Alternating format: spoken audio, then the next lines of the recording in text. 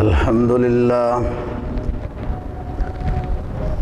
لله وكفى والصلاة والسلام على سيد الرسل وخاتم الأنبياء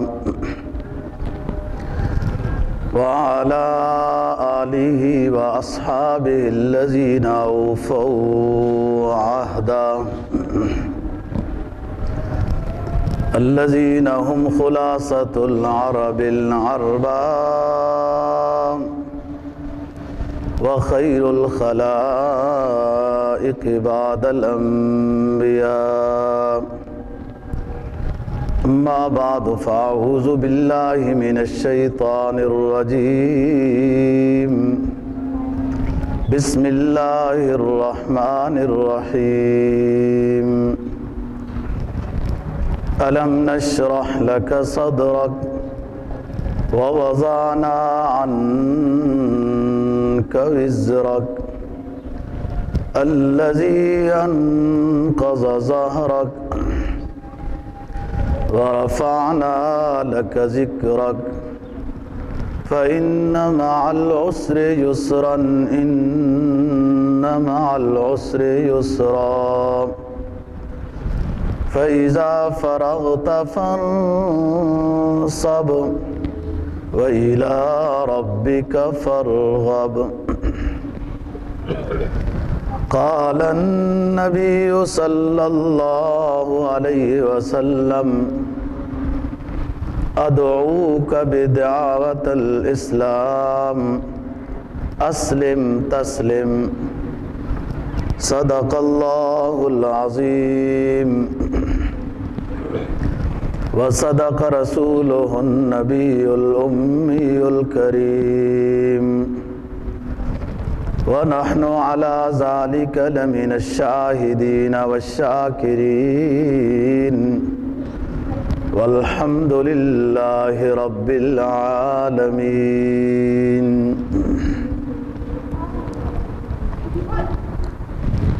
آخری پارے کی ایک سورت اور جناب نبی پاک صلی اللہ علیہ وسلم کا ایک فرمان تلاوت کیا ہے، جس کے اندر آپ صلی اللہ علیہ وسلم کے مقام کا ذکر ہے، شان کا تذکرہ ہے اور آپ کے منصب کا ذکر ہے۔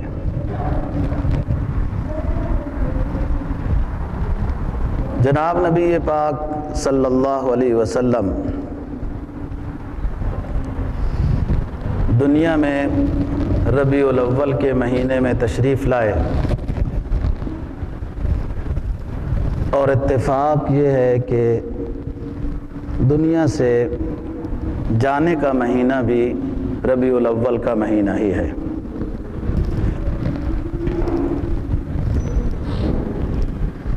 مسلمان ربیع الاول کے مہینے کو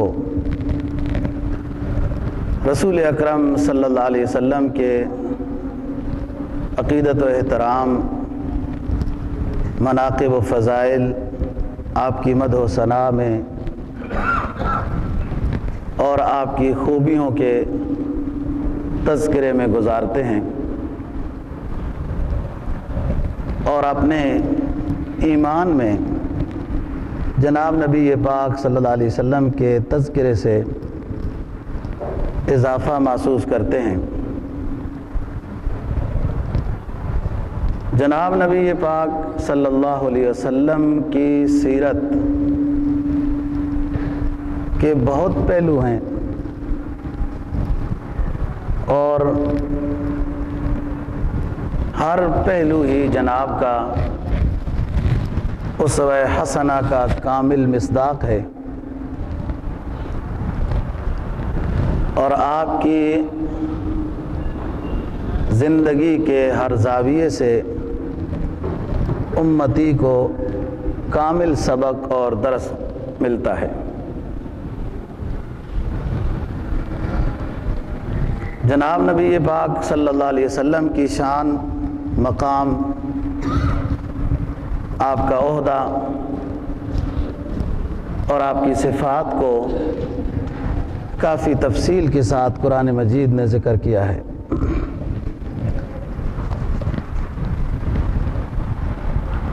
انہی تذکروں میں سے ایک تذکرہ جناب نبی پاک صلی اللہ علیہ وسلم کی شان کا اللہ رب العزت نے سورہ علم نشرح کے اندر ذکر کیا ہے، اور اس میں خصوصی طور پر آپ کے 3 مقاموں کا ذکر ہے۔ پہلا مقام جناب نبی پاک صلی اللہ علیہ وسلم کا یہ بیان فرمایا اللہ تعالیٰ نے، الم نشرح لک صدرک، اے نبی آپ پر کیا ہمارا یہ انعام نہیں ہے کہ ہم نے آپ کے سینے کو کشادہ کر دیا، آپ کے سینے کو کھول دیا۔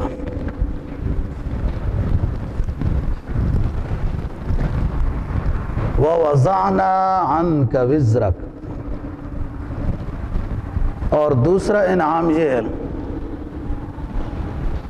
کہ آپ پر جو بوجھ ہے اس کو ہلکا کر دیا۔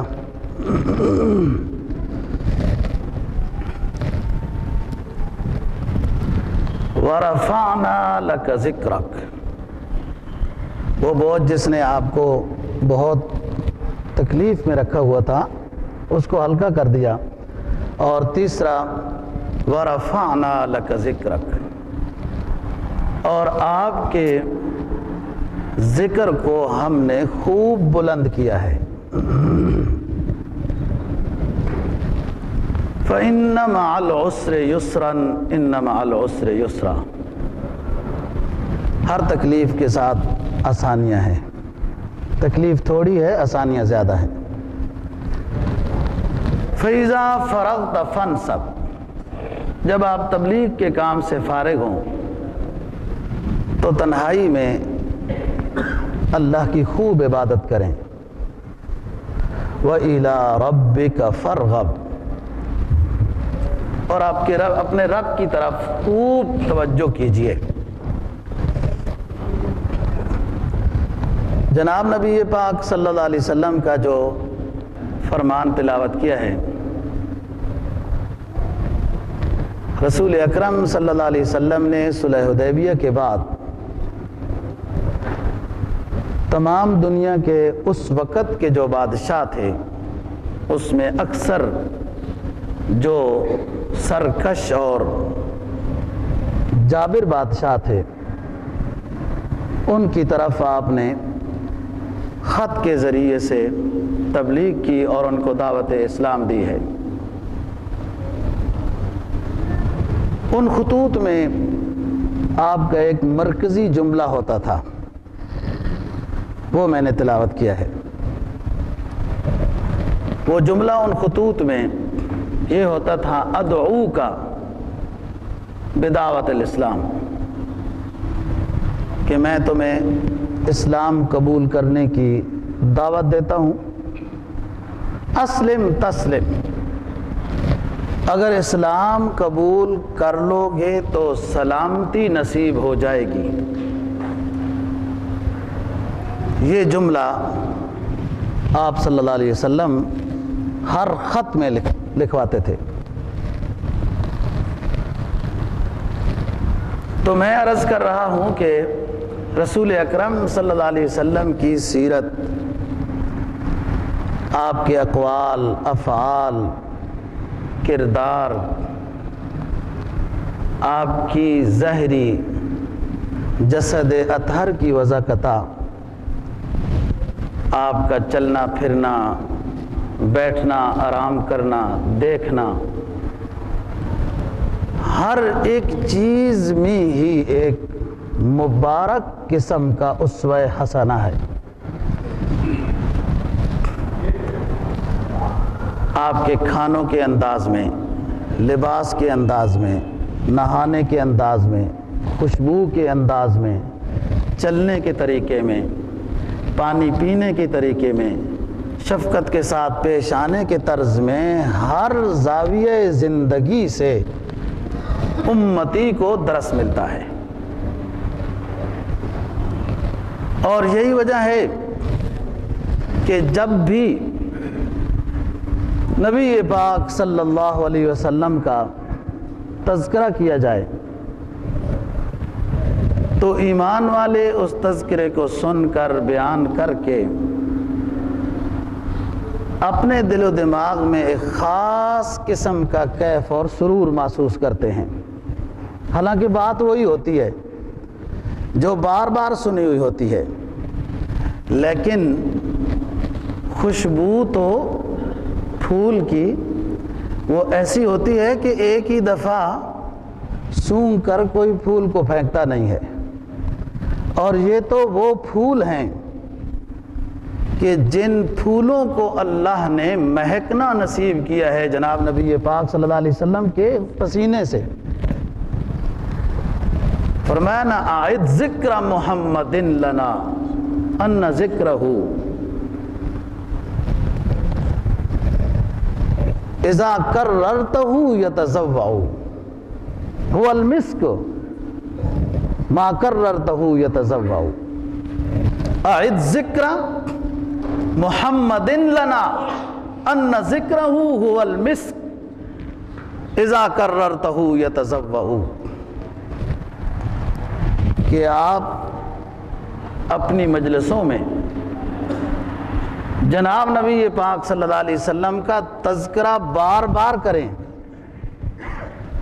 اور اس تذکرے کی خوبی یہ ہے کہ یہ ایک مشک کی ڈبیا ہے، جب اس کو کھولو گے تو پوری مجلس مہک جائے گی۔ هو المسک ما کررتہ یتزوع، کہ جب اس خوشبو کو کھولیں گے مجلس معطر ہو جائے گی رسول اکرم صلی اللہ علیہ وسلم کے تذکرے سے۔ تو فرمایا الم نشرح لک صدرک،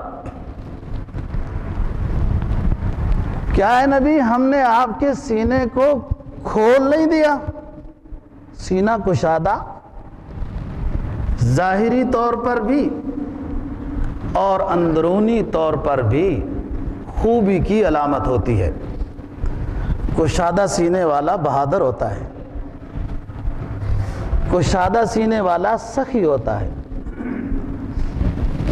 کشادہ سینے والا خوبصورت ہوتا ہے۔ الم نشرح لک صدرک کے تحت علماء نے رسول اکرم صلی اللہ علیہ وسلم کے شق صدر کو بھی ذکر کیا ہے کہ 4 مرتبہ جبرائیل علیہ السلام نے رسول اللہ صلی اللہ علیہ وسلم کے قلب اطہر کو چیر کر آب زمزم سے دھویا ہے، اور اس سے اندرونی طور پر روحانی کیفیات کے لحاظ سے کچھ علوم سے قلب اطہر کو اللہ تعالیٰ نے بھرنا تھا، اس لیے دل کو یوں کھولا گیا اور آب زمزم سے دھویا گیا۔ آب زمزم جنت کی نہر ہے۔ کوئی دنیا کا سائنسدان آب زمزم کی تعریف کرے یا نہ کرے، تائید کرے یا نہ کرے، اسلام کافر سائنسدانوں کی تائید کا، تصدیق کا محتاج ہی نہیں ہے۔ اسلام کی ہر ادا ہی خوبیوں والی ہے، اسلام کا ہر پیغام ہی برکتوں والا ہے۔ کوئی بعد میں 1400 سال کے آ کر یہ کہے کہ انگلیاں چاٹنے میں یہ خوبی ہوتی ہے کہ کھانا ہضم ہوتا ہے، اور کوئی ان ظاہری الفاظ کی گفتگو کرنے والے کی بات کو سن کر انگلیاں چاٹنے لگ جائے تو پھر کیا فائدہ؟ اس سے پہلے جناب نبی پاک صلی اللہ علیہ وسلم کی سنت سمجھ کر چاٹتا تو ثواب ہوتا نا۔ آب زمزم جنت کی نہر ہے،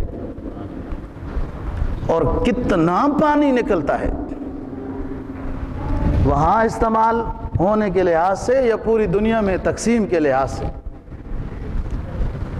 اور ہر لحاظ سے شفا ہے اس میں، ظاہری بھی باطنی بھی۔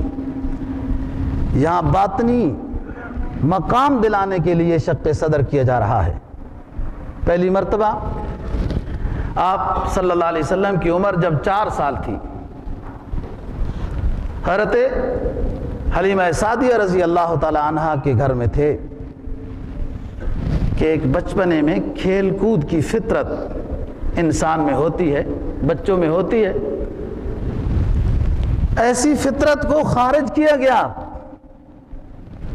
اور اللہ پاک نے فطرت اسلام سے قلب کو آب زمزم سے دھلا کر فطرت اسلام سے بھر دیا۔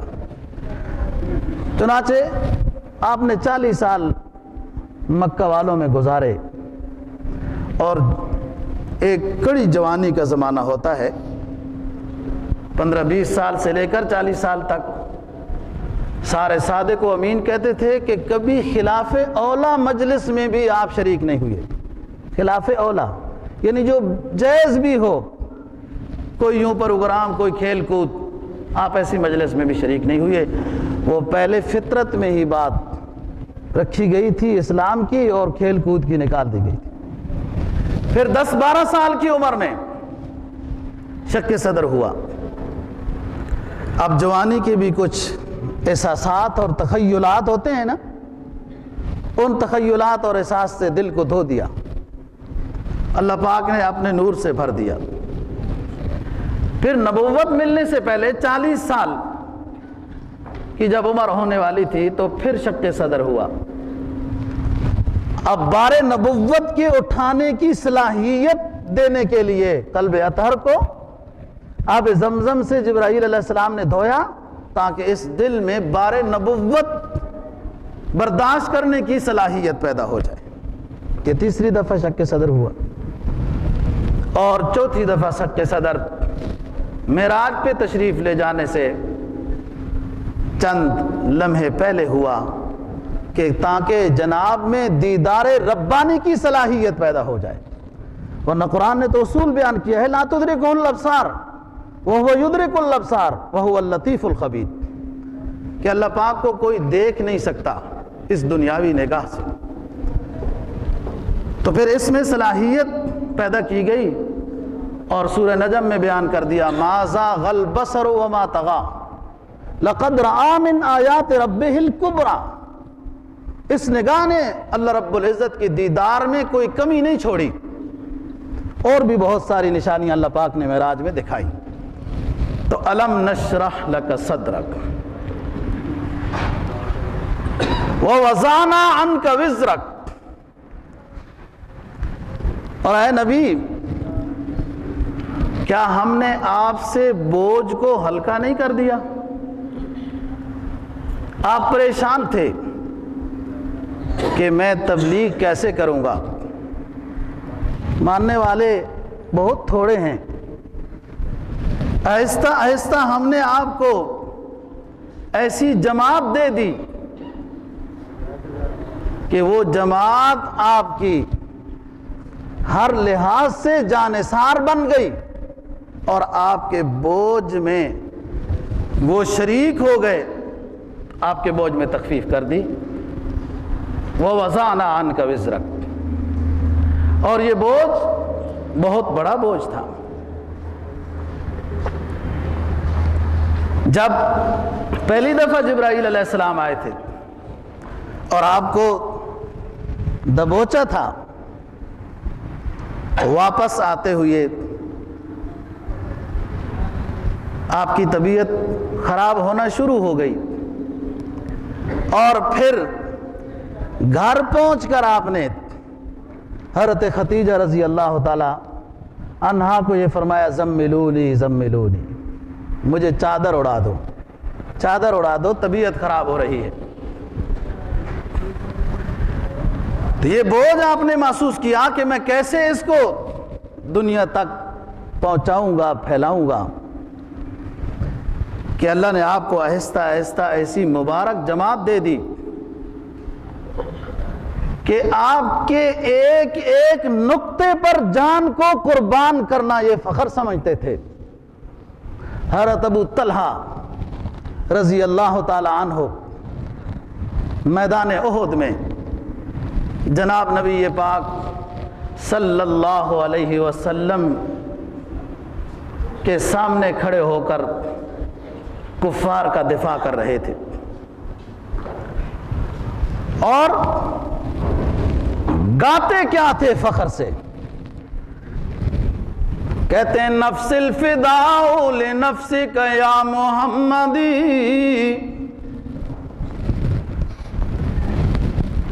ووجہی فداء بوجہک الوقائی۔ نبی پاک صلی اللہ علیہ وسلم کے سامنے کھڑے ہو کر حضرت ابو طلحہ رضی اللہ تعالیٰ عنہ دفاع کر رہے ہیں دشمنوں کے وار کا، اور ترانہ کیا گاتے ہیں کہ نفس الفداء لنفسک یا محمدی، میری جان قربان ہو اے نبی آپ کی جسم پر بار بار،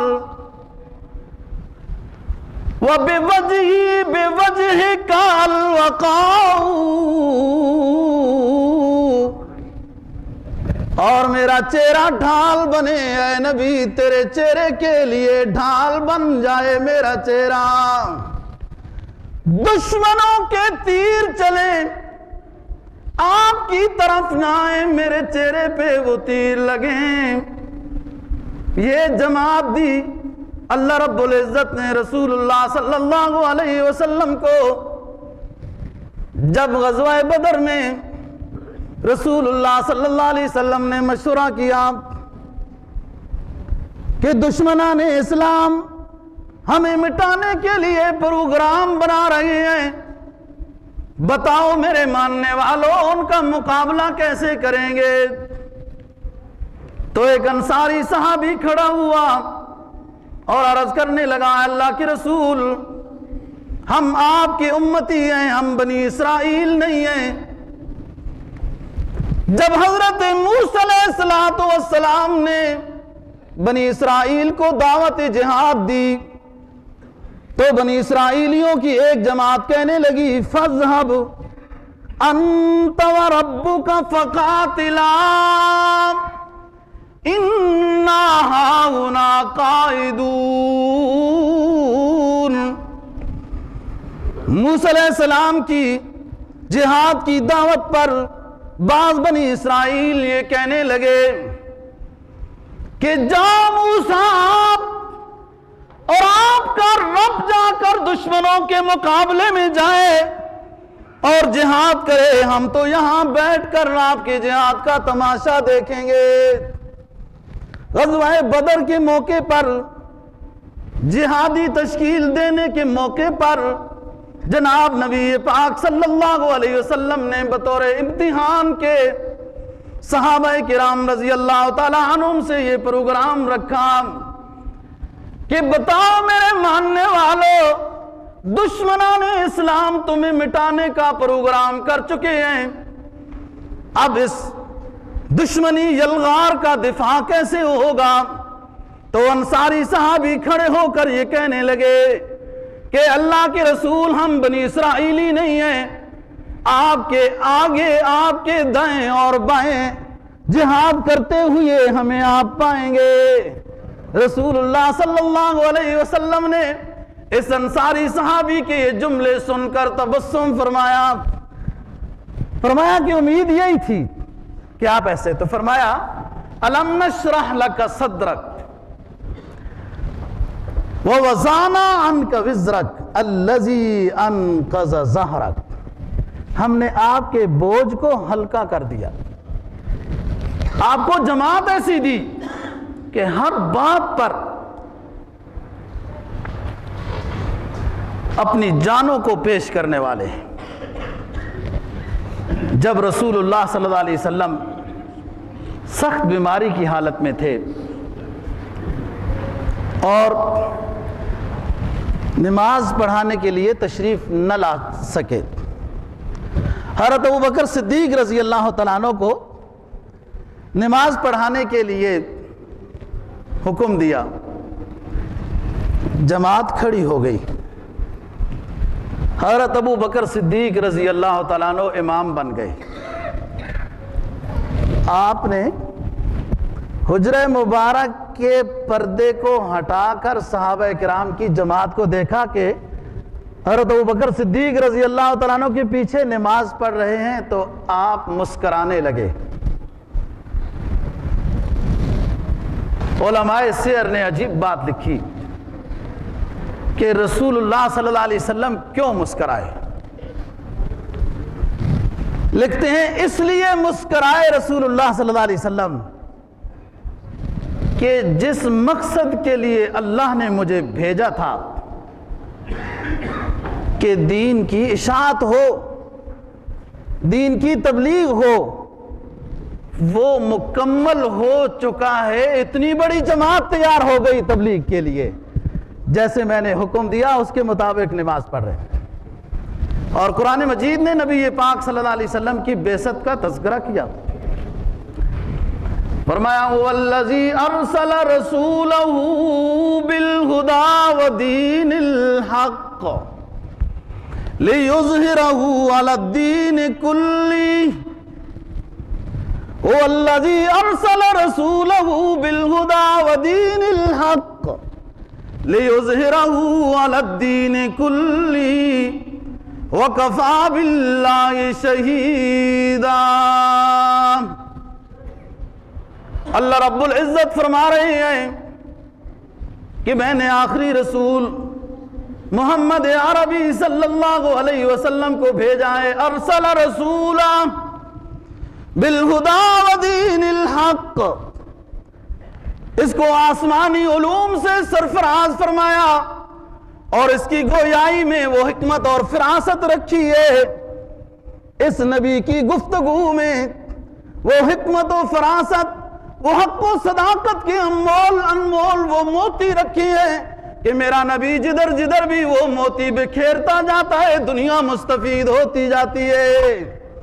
فرمایا قدم قدم پہ رحمتیں، نفس نفس پہ نفس نفس پہ برکتیں، جہاں جہاں سے وہ شفیع آسیاں گزر گیا۔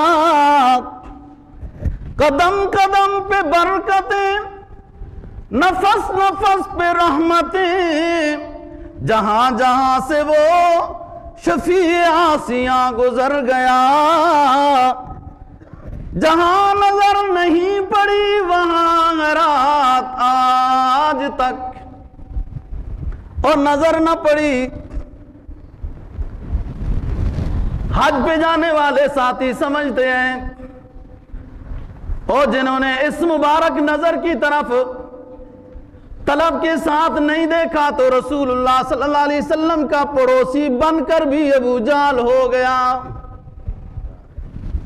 آپ کی جائے ولادت مکتبہ اسلامی بن گئی، ابو جہل کی جائے ولادت بیت الخلا بن گئی۔ جہاں نظر نہیں پڑی وہاں ہے رات آج تک،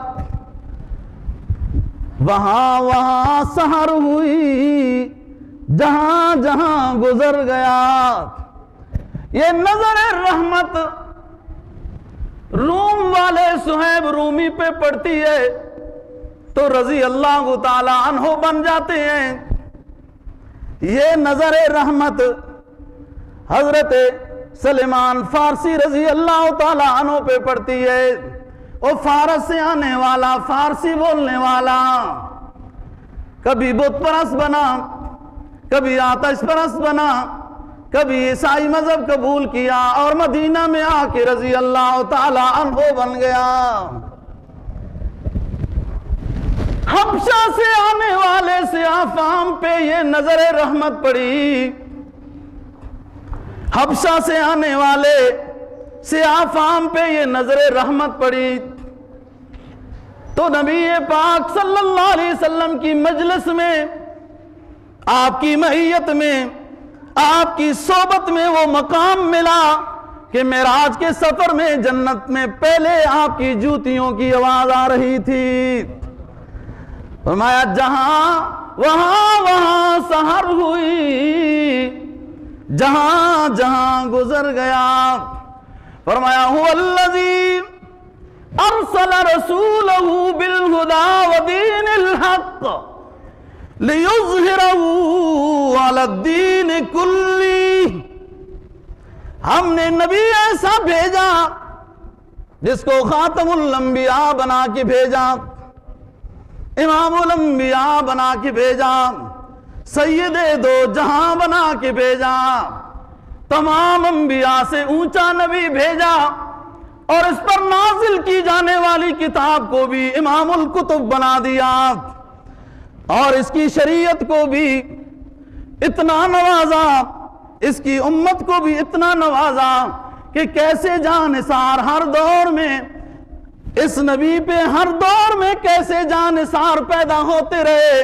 فرمایا لیظہرہ علی الدین کلہ، یہ دین تمام مدیان باطلہ یا ادیان منسوخہ پر غالب ہو کر رہے گا۔ کوئی بتائے نا نبی کے کرداروں کو، کوئی سابقہ مذہب والے، امم سابقہ والے اپنے نبی کی گفتار بتائیں، کردار بتائیں، اقوال بتائیں، آپ کا سونا بتائیں، آپ کا اٹھنا بتائیں، آپ کا طعام بتائیں، آپ کا قیام بتائیں، آپ کی ہر وضاقتہ بتائیں۔ سابقہ امتوں والے خواہ یہود ہوں یا نصارہ اپنی شریعتوں کی باتیں نہیں بتا سکتے۔ یہ اللہ نے ایسی شریعت رسول اللہ صلی اللہ علیہ وسلم کو عطا کی، لیظہرہ علی الدین کلہ، تمام ادیان باطلہ پر یہ غالب ہو کر رہے گی۔ اور کیسے غالب ہو کر رہے گی؟ ہر دور میں بادشاہ مدارس اسلامیہ کے حوصلہ شکنی کرتے رہیں گے، اور یہ پھر بھی لیظہرہ علی الدین کلہ، پھر بھی یہ غالب ہو کر رہے گا۔ ورنہ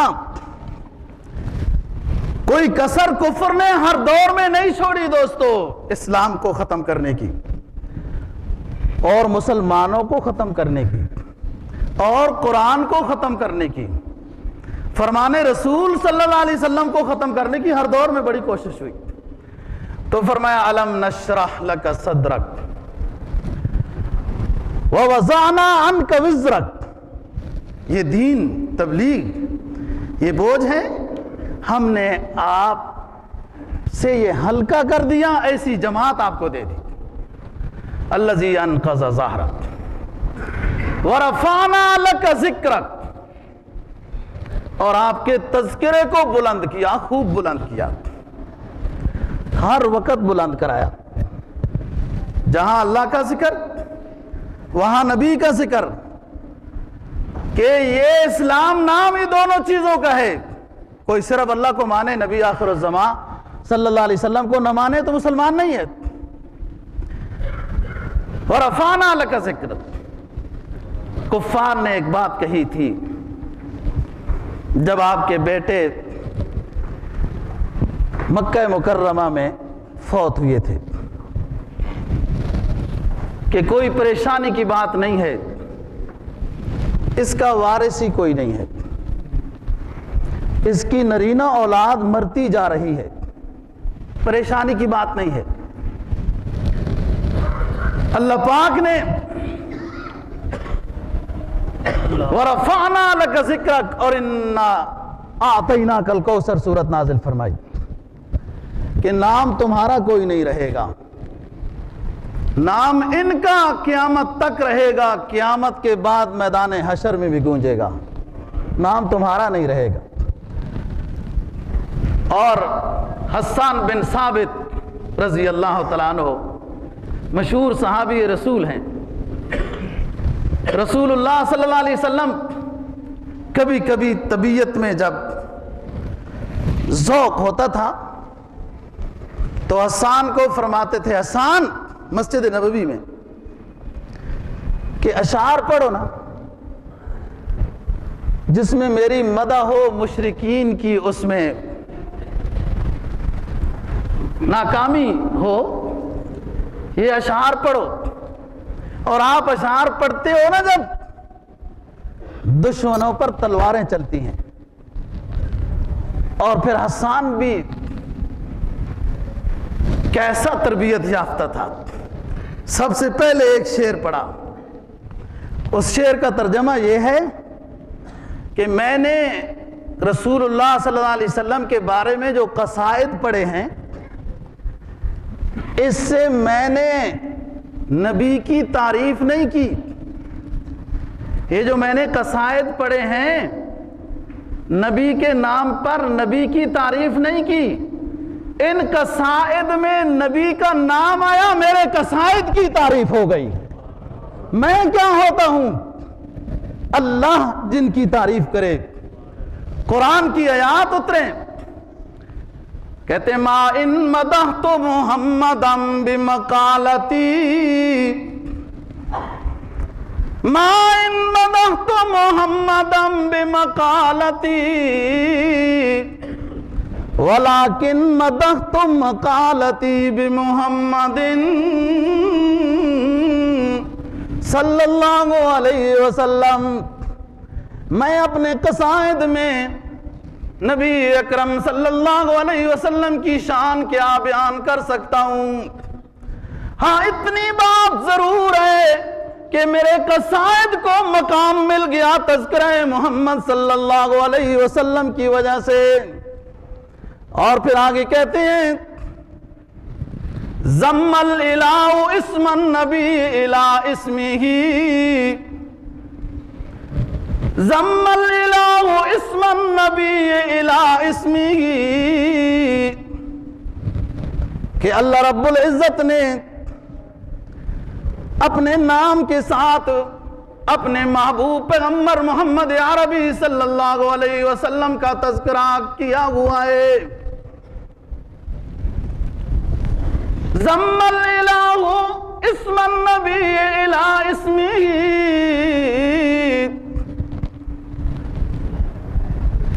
اذا قال فی الخمس المؤذن اشہد۔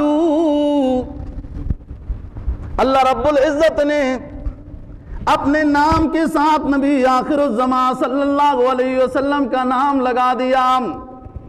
سنتے نہیں ہو جب مؤذن 5 وقت کی اذان دیتا ہے تو پہلے یہ جملہ پڑھتا ہے اشہد اللہ الہ الا اللہ، اور پھر پڑھتا ہے اشہد ان محمد رسول اللہ۔ ضم الالہ اسم النبی الى اسمہ، اذا قال فی الخمس المؤذن اشہد۔ ہر جگہ میں اللہ رب العزت نے اپنے نام کے ساتھ رسول اللہ صلی اللہ علیہ وسلم کے نام کا تذکرہ کیا۔ کلمہ طیبہ پڑھو، کلمہ شہادت پڑھو، ایمان میں داخلے والے کلمے ہیں، لیکن لا الہ الا اللہ، دوسرا جملہ محمد الرسول اللہ۔ کلمہ شہادت میں اشہد ان لا الہ الا اللہ واشہد ان محمدا عبدہ ورسولہ، وشق لہ من اسمہ لیجلہ، فذو العرش محمود وہذا محمد۔ اللہ رب العزت نے اپنے نام محمود کو چیرا ہے۔ اللہ رب العزت نے اپنے نام محمود کو چیرا ہے، اور چیر کر عربی گرامر کے لحاظ سے اس کو توڑ پھوڑ کر پھر اس محمود نام سے نام محمد بنا دیا۔ یہ کوئی بعد میں آنے والے لوگوں کے قصائد نہیں ہیں دوستو، یہ رسول اللہ صلی اللہ علیہ وسلم کے صحابی حسان بن ثابت رضی اللہ تعالیٰ عنہ کا کلام پیش کر رہا ہوں، جو نبی پاک صلی اللہ علیہ وسلم کے سامنے بھی پڑھا کرتے تھے۔ اور پھر کیا کہتے ہیں وَأَحْسَنُ مِنْكَ لَمْ تَرَ قَطُّ عَيْنٌ وَأَجْمَلُ مِنْكَ لَمْ تَلِدِ النِّسَاءُ۔ کہتے ہیں رسول اللہ صلی اللہ علیہ وسلم کے بارے میں حسان بن ثابت کہ اے نبی اللہ پاک نے آپ کو اتنا خوبصورت بنایا، اتنا خوبصورت بنایا کہ کسی نگاہ نے بھی ایسا حسین نہیں دیکھا ہوگا۔ وَأَحْسَنُ مِنْكَ لَمْ تَرَ قَطُّ عَيْنٌ وَأَجْمَلُ مِنْكَ لَمْ تَلِدِ النِّسَاءُ۔ اور کسی ماں نے بھی اتنا پیارا بیٹا جب سے دنیا بنی جب تک رہے گی، اتنا پیارا بیٹا کسی ماں نے نہیں جنا ہوگا جتنا آمنہ نے جتنا پیارا بیٹا جنا ہے۔ وَأَحْسَنُ مِنْكَ لَمْ تَرَ قَطُّ عَيْنٌ وَأَجْمَلُ مِنْكَ لَمْ تَلِدِ النِّسَاءُ۔ خُلِقْتَ مُبَرًّا مِنْ كُلِّ عَيْبٍ كَأَنَّكَ قَدْ خُلِقْتَ كَمَا تَشَاءُ۔ اے نبی، اللہ رب العزت نے آپ کو اتنا پیارا بنایا کہ خود اپنی کتاب میں آپ کی تشبیہ کو سورج کے ساتھ دے دیا اور یہ کہہ دیا اِنَّا أَرْسَلْنَاكَ شَاهِدًا مُبَشِّرًا وَنَذِيرًا وَدَاعِيًا إِلَى اللَّهِ بِإِذْنِهِ وَسِرَاجًا مُنِيرًا۔ اے نبی، ہم نے آپ کو اپنی الوہیت کا گواہ بنا کر بھیجا ہے۔ اِنَّا أَرْسَلْنَاكَ شَاهِدًا، اے نبی ہم نے آپ کو اپنی الوہیت پر گواہ بنا کر بھیجا ہے۔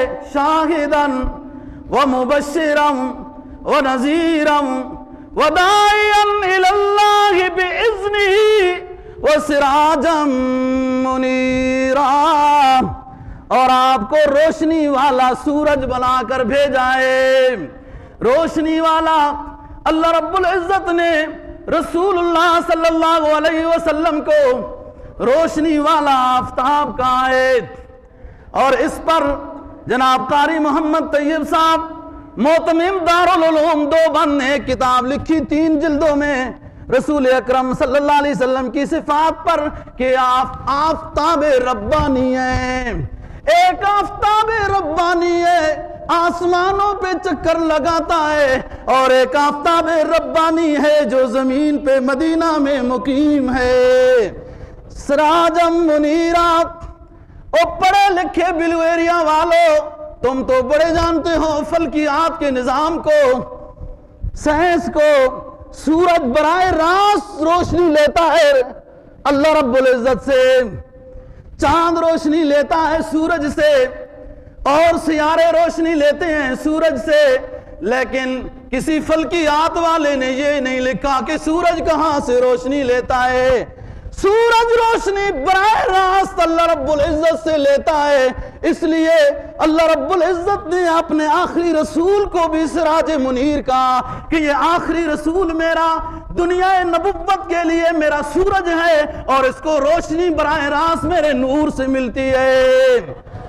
فرمایا یا ایھا النبی انا ارسلناک شاہدا ومبشرا ونذیرا وداعیا الی اللہ باذنہ وسراجا منیرا۔ اور بات کرتا چلوں، جب دن میں سورج ہو، کسی کمرے میں لائٹ جلانے کی ضرورت نہیں ہوتی، سب کچھ نظر آتا ہے۔ حضرت عائشہ صدیقہ رضی اللہ تعالی عنہا تو اپنے سرتاج کے بارے میں تشبیہ دینے کے لیے چاند کے ساتھ معنون کیا، لیکن ساتھ پھر فوراً اپنی غلطی پر احساس ہو گیا۔ سمجھنا بات کو، رات 14ویں رات کو اللہ کا سراج منیر سرکار دو عالم صلی اللہ علیہ وسلم اپنے سین میں آرام فرما رہے ہیں۔ اللہ کے رسول صلی اللہ علیہ وسلم کے چہرے انور کو آپ کی رفیق حیات حضرت عائشہ صدیقہ رضی اللہ تعالی عنہا غور سے دیکھ رہی ہیں۔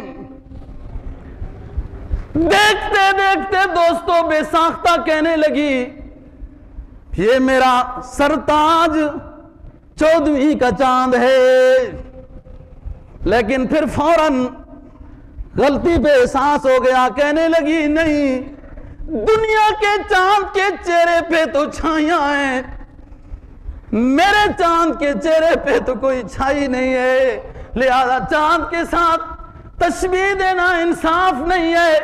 رسول اللہ صلی اللہ علیہ وسلم جیسی ہستی دنیا میں ایک ہی آئی، جسے اقبال کہتا ہے رخ مصطفیٰ ہے وہ آئینہ کہ اب ایسا دوسرا آئینہ، اب ایسا دوسرا آئینہ نہ چشم خیال میں یا نہ دکان آئینہ ساز میں۔